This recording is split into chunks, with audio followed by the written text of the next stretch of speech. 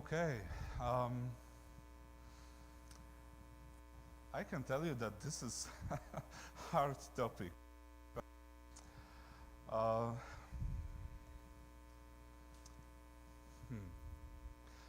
First of all, I would like you to know that sometimes I will be using some mental shortcuts, okay? So when sometimes I will be saying about Jews, I'm not saying about all the Jews, okay? I will be saying about some groups. So there will be some generalizations. Also, I don't want you to treat everything what I will say like revealed truth, okay? I am not a prophet. I don't know what happened. I just can see what's happening right now, and I can try to connect the dots, okay? So that's what I am going to do. So, friends,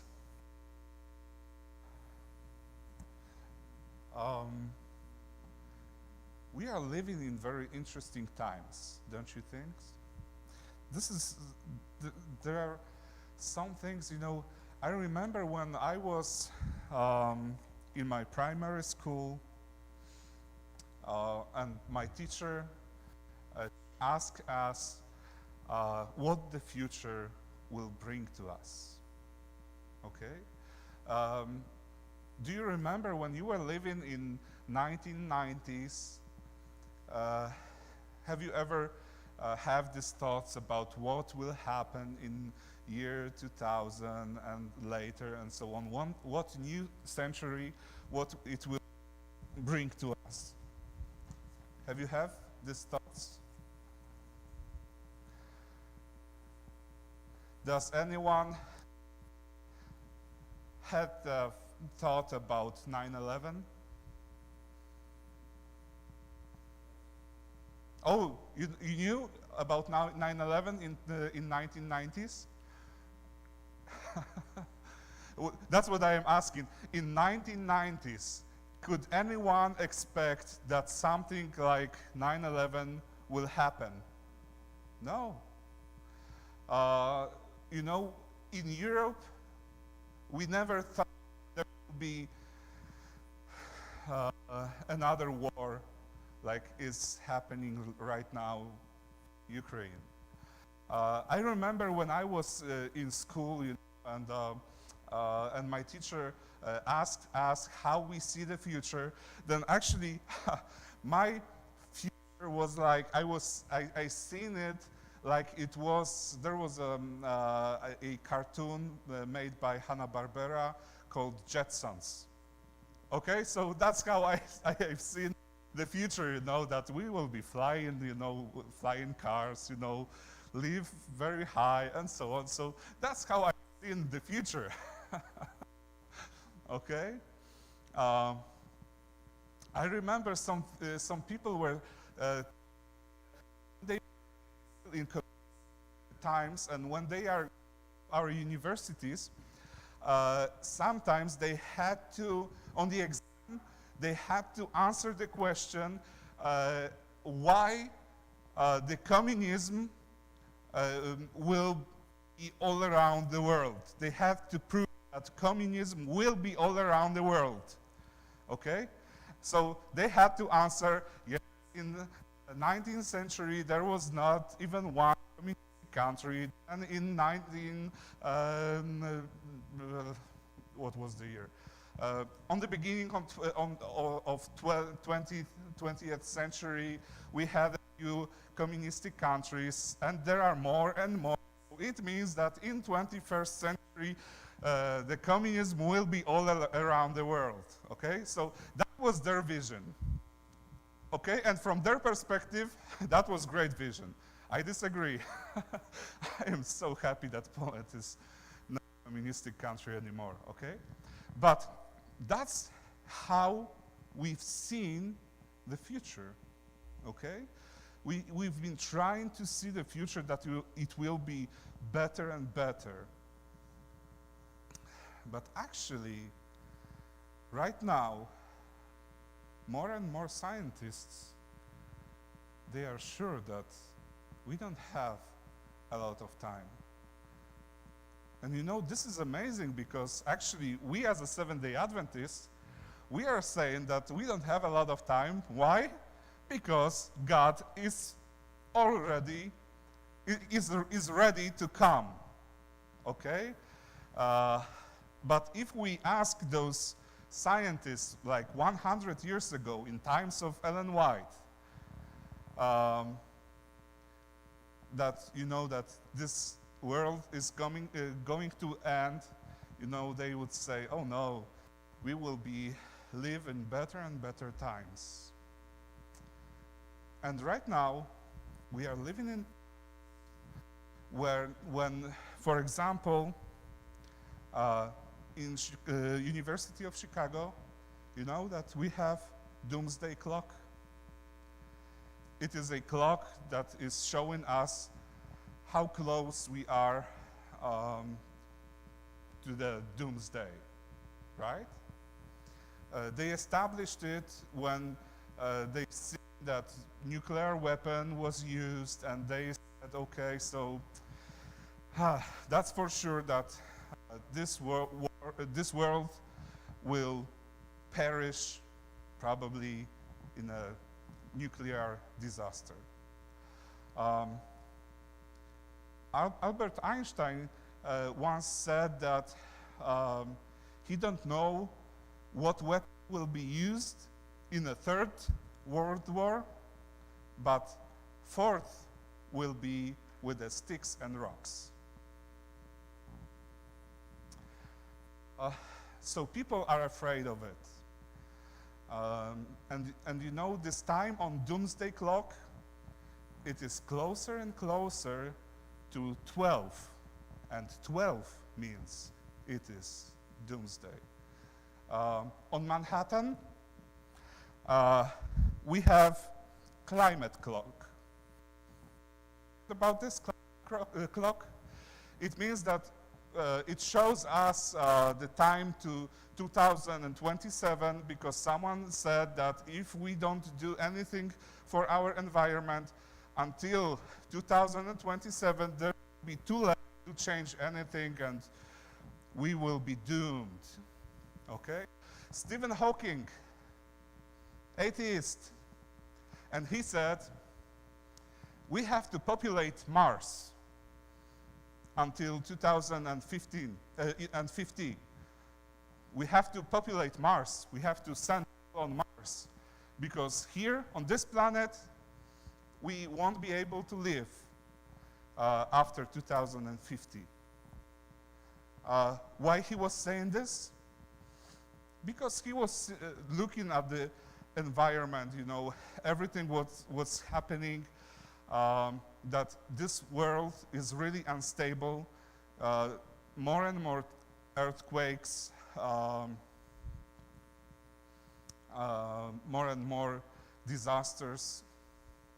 And he was saying that by the 2050, this planet will not be able to survive.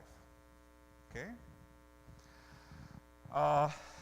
I can tell you something what my friend told me. She is studying medicine in one of our Polish universities, and the professor told her that we have approximately 30 years when all the diseases that we had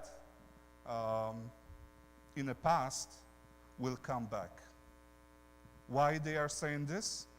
They are saying this because we are using too much antibiotics, and it means that when we are using antibiotics for no reason, all the bacteria can evolve in a way that they will be immune to all of our antibiotics that we know right now. So also they are saying we have about 30 years. Okay? So, of course, it may not happen, I know. But actually, we should realize that the message, that Adventist message that we have, uh, even atheists have to agree that something has to be changed. Okay? And this sermon is not, I'm not saying that, oh no, we have to change something because if not, we will destroy this planet and so on and so on. My statement is that we should care about the planet as much as we can, but we will not rescue it. It's impossible for us to rescue the planet. Why? Because there is too much sin, too much selfishness, because we are not able to change everything. That's why we will be saying that we are waiting for second coming of Christ, right? And actually when we read about this, these expectations of atheist scientists are correct according to the Bible, right? Because in the Bible we can read, then nation will rise again, nation and kingdom against kingdom. There will be great earthquakes, famines, and pestilences in various places, and fearful events, and great signs from heaven, right? So, we as this is amazing because we as a Seventh-day Adventists, in the 19th century, we were saying this planet is going to be perished. Everyone was saying, no, there will be better and better times. Everything will be great. And right now, everyone just have to agree with us. And I really believe that we don't have much time. That's why sometimes it is necessary for us to observe what's happening all around us. Okay?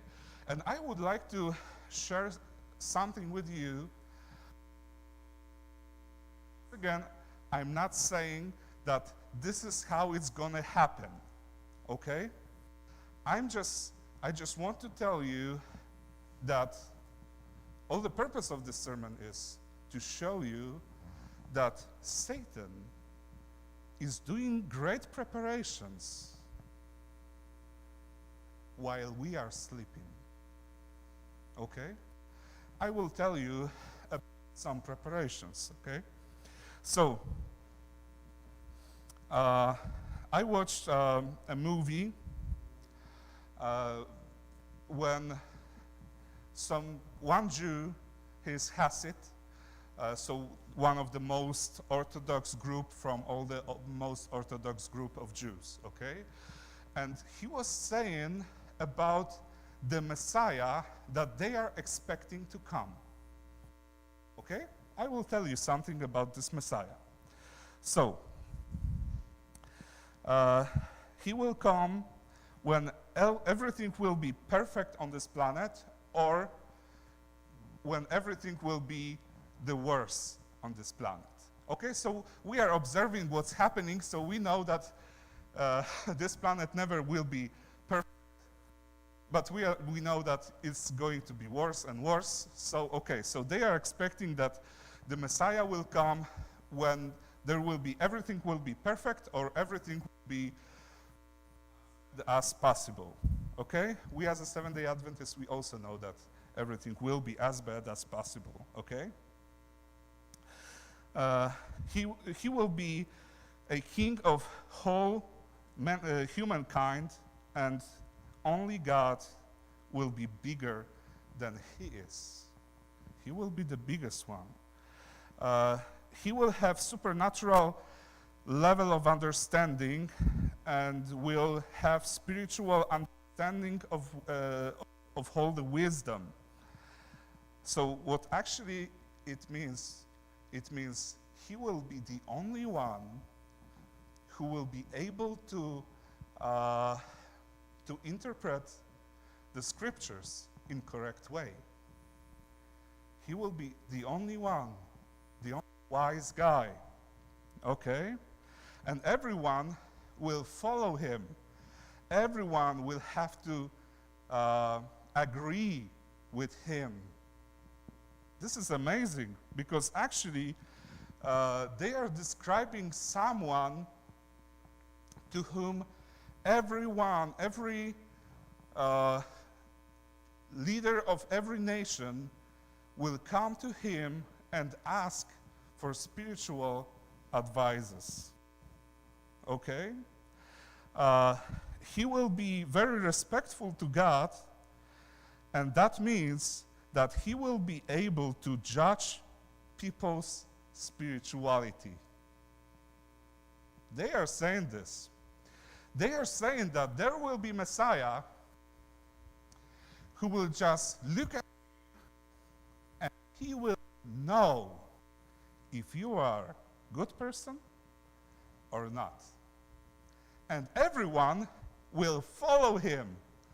You know what will happen? If he will be the one, whole world is agreeing with him. And we as a Seventh-day Adventists, hey, but we disagree.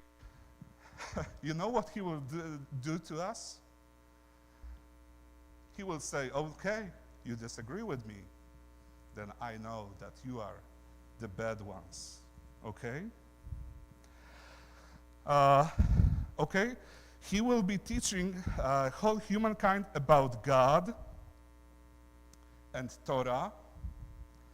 But does it mean that that the Messiah will teach about Sabbath truth? How do you think?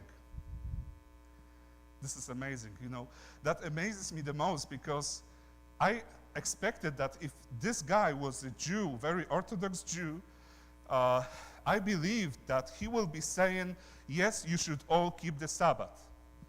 But you know what he said? He said, Sabbath is only for Jews. And every religion have its own holy day. So for Christians, it's Sunday. For Muslims, it's Friday. For us, it's Saturday. So he's saying only Jews will keep the Sabbath, and the Messiah will explain it to everyone. You see what's going to happen to us? Actually, I'm not sure if that's going to happen. I'm just saying that this is one of possible scenarios that may happen. Okay?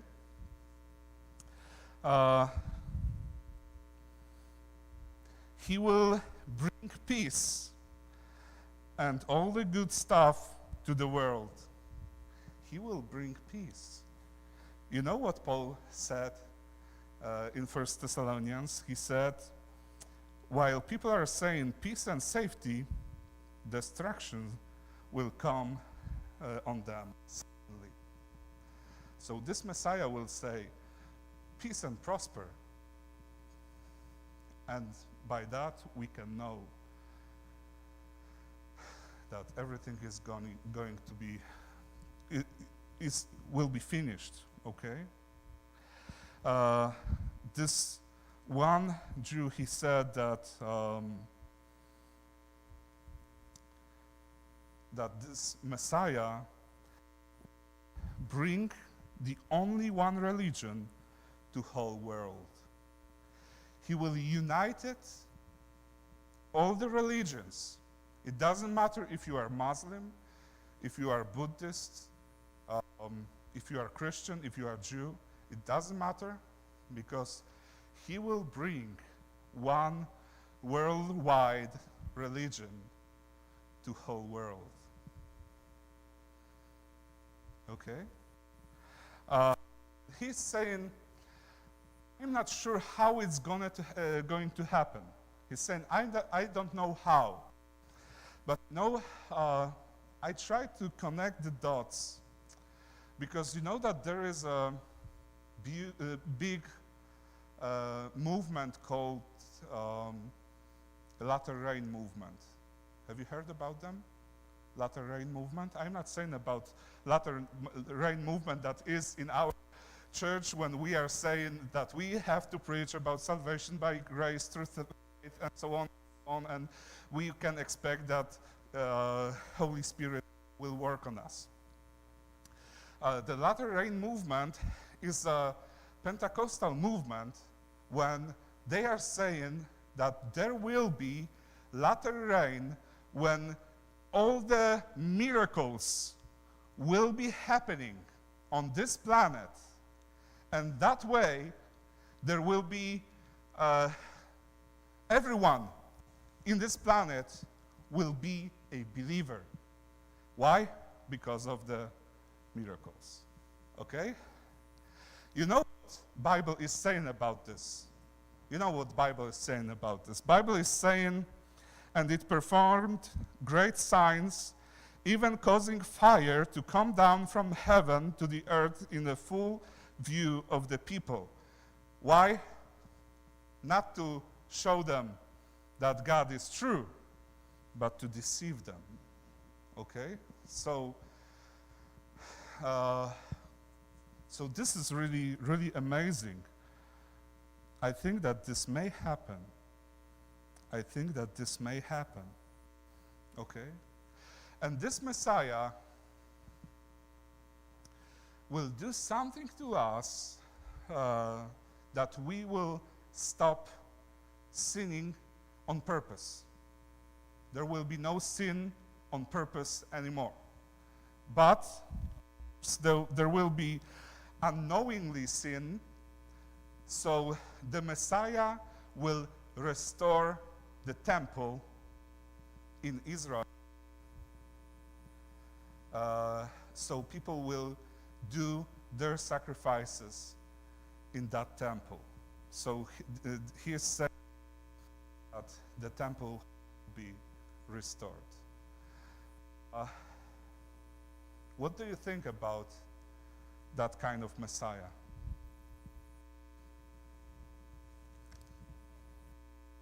Oh, sounds like the Antichrist, right? This is really amazing for me because when I heard about this, I said, wow, this is the exact Antichrist that we described more than 100 years ago, right?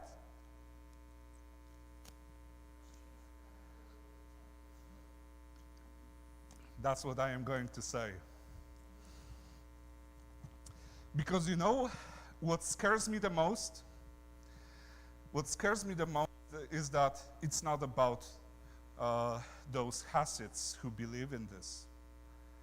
But actually what scares me the most is all the Christians who are also prepared, and they are preparing themselves for that kind of Messiah.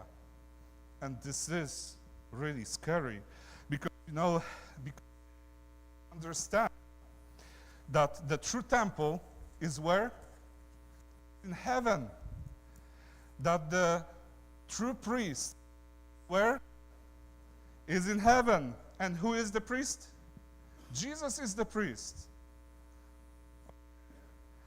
I can even tell you that wondering sometimes about those people who are fighting with it. They are trying to prove Christ was not God.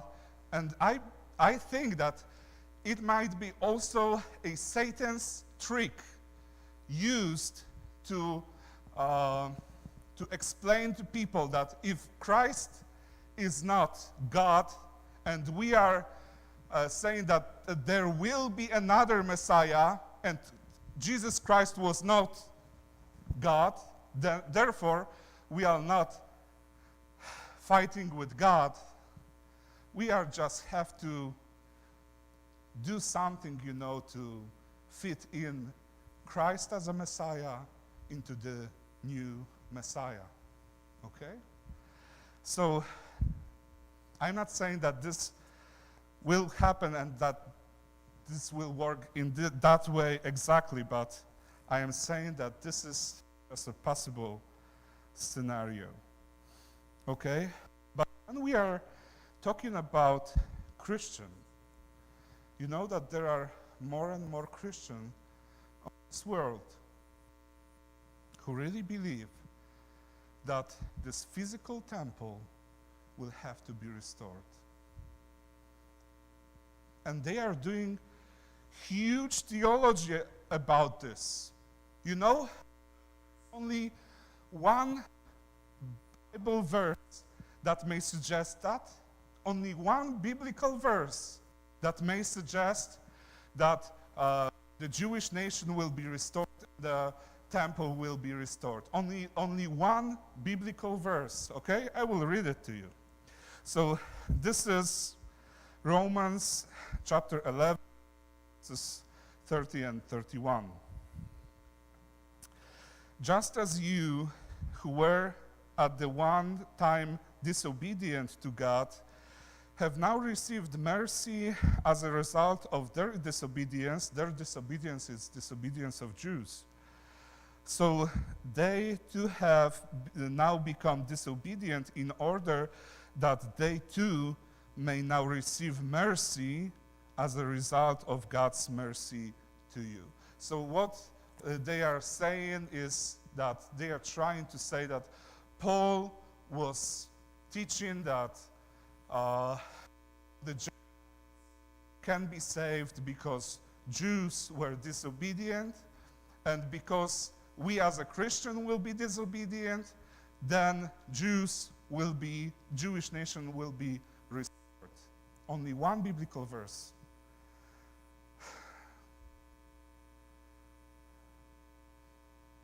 We can't teach huge theology out of one biblical verse. We just can't do it. But they really believe in this. Okay? I know why they try to explain that there will be Messiah and that this Messiah will restore the temple. Okay? We know why they believe in this. Because they didn't see the true Messiah in Jesus Christ.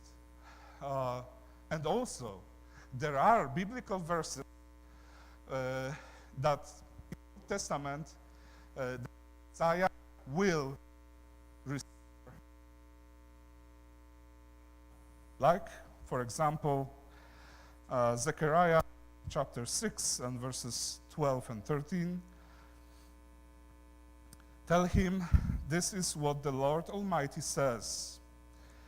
Here is the man whose name is the branch. We know whose branch is, right? But they don't know.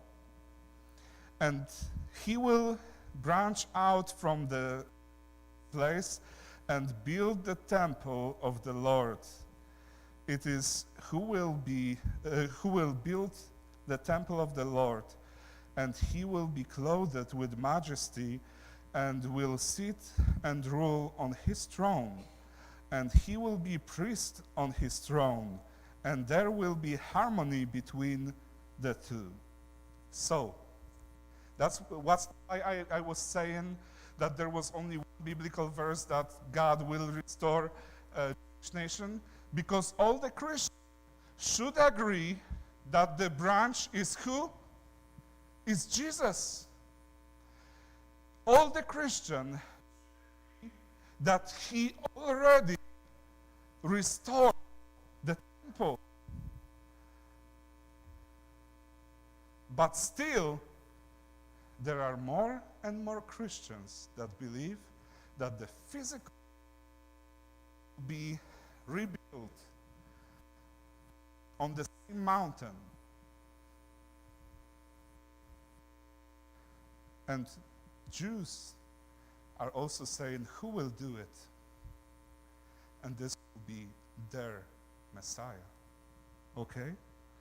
But you know, how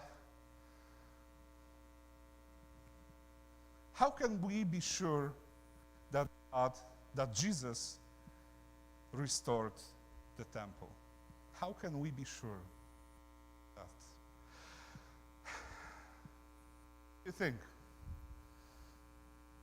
How can we be sure that Jesus restored the temple? Resurrection. This is the best answer. Of course, book of Hebrews is saying about Christ, who is priest, who is in a heavenly temple, and so on and so on. But when why I said that resurrection was the greatest answer, it was exactly because Jesus said so. Remember when Jesus said, "You will destroy this temple, and I will restore it in 3 days." And what he was talking about? Himself, right? He was talking about himself. So when he rise again, he restored the temple. You know why Jesus really is the temple? You know why he really is the temple? This is something what came to my mind this week. You know why Jesus could say that he is the temple? I will tell you why. Tell me, what was the purpose of the temple?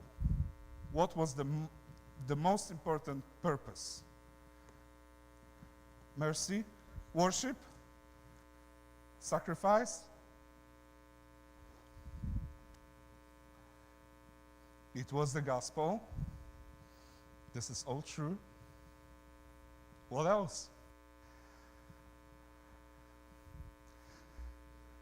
Purification, okay. Once again. Dwelling place. Thank you, we are closer. Okay. We are closer. Why I am saying, because all what you say is true, is so much true. But actually, you know, when we are saying that the temple was dwelling place for God, was it really a dwelling place for God? Because, you know, the temple was too small to, you know, to place God in such a small place. Of course, dwelling place is our heart, should be our heart, okay? But you know what God is saying exactly, and that amazes me the most when I realize that. When God was saying, "Build me a temple so I may dwell with you," you know what he actually meant? He meant, and he said this in other verses, I believe that he meant this all the time when he was saying, "Build the temple for my name." He was saying, "Build the temple for my name, so my name may dwell with you." You know the verse? Deuteronomy 12:11. Then to the place the Lord your God will choose as a dwelling for his name. As a dwelling for his name. You know what does it mean?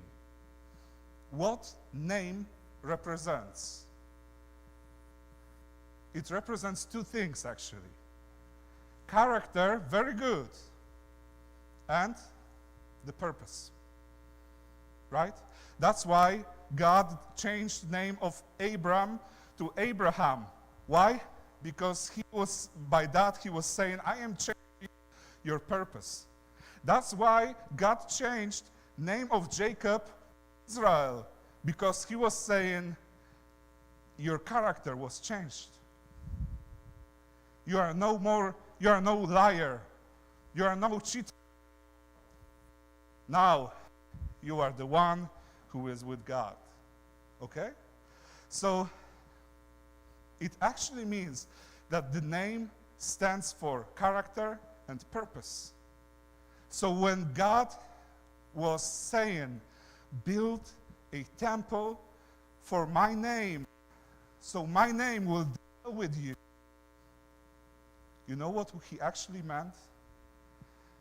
He meant, build a temple because I want to show you my true character and my purpose. Okay? Going back to Jesus. Who show God's character and God's purpose better than Christ? You know, he just fulfilled all the temple, everything what was temple. He just showed everything that temple should show to people. And we could see this in the Christ. And that's why Christ could say, yes, I am the temple.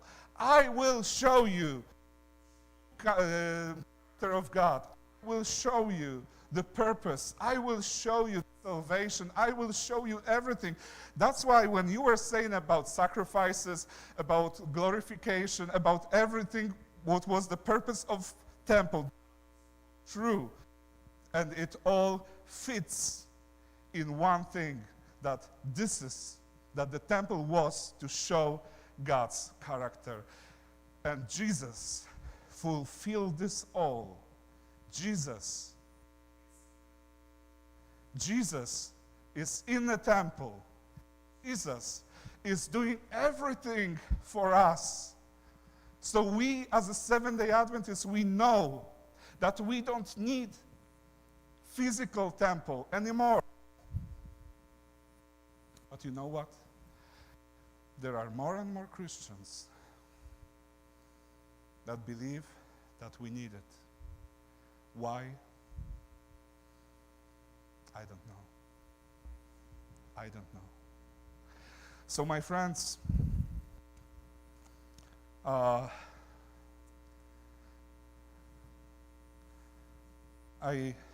want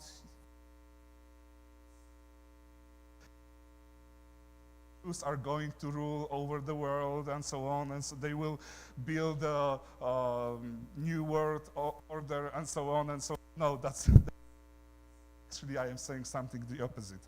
But what I am saying is when we see everything that is happening all around us, we really should realize that Satan is not sleeping.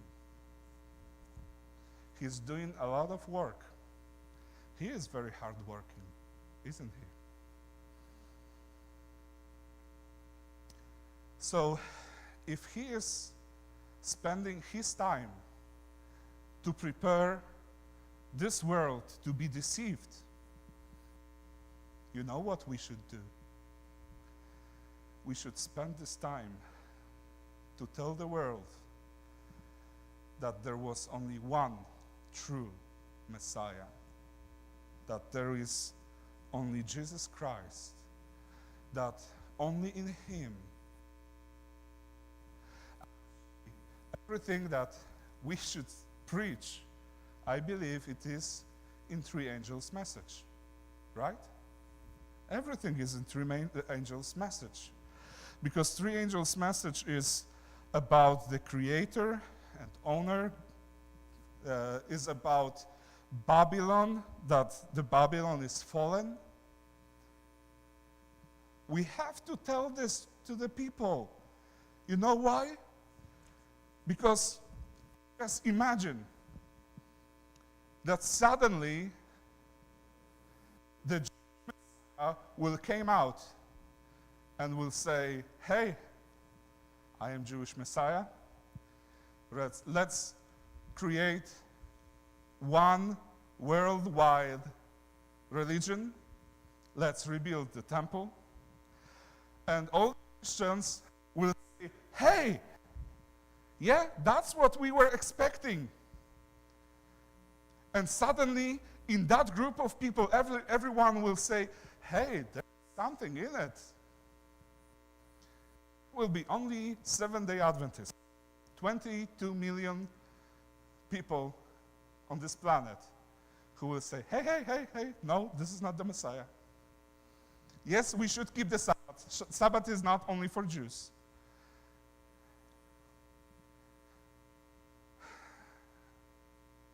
And how to explain to those people that Babylon is fallen.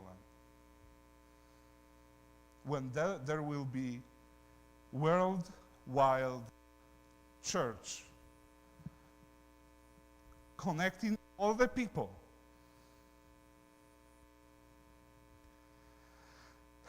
And we, small church, will say to them, but this Babylon is fallen. You know what all the people will say? They will say, you are crazy. Who can win with it? Who can overthrow the Babylon? You know who can do it? Jesus Christ. Friends, I believe that right now we have the last good time to share the true gospel with every nation. I can tell you, those people, they don't know true God. I'm wondering, we as a Seventh-day Adventist,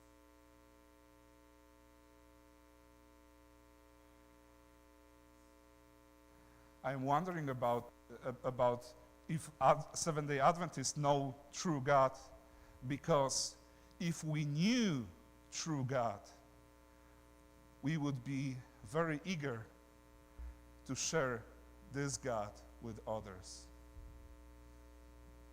Friends, right now we have the time to prepare ourselves.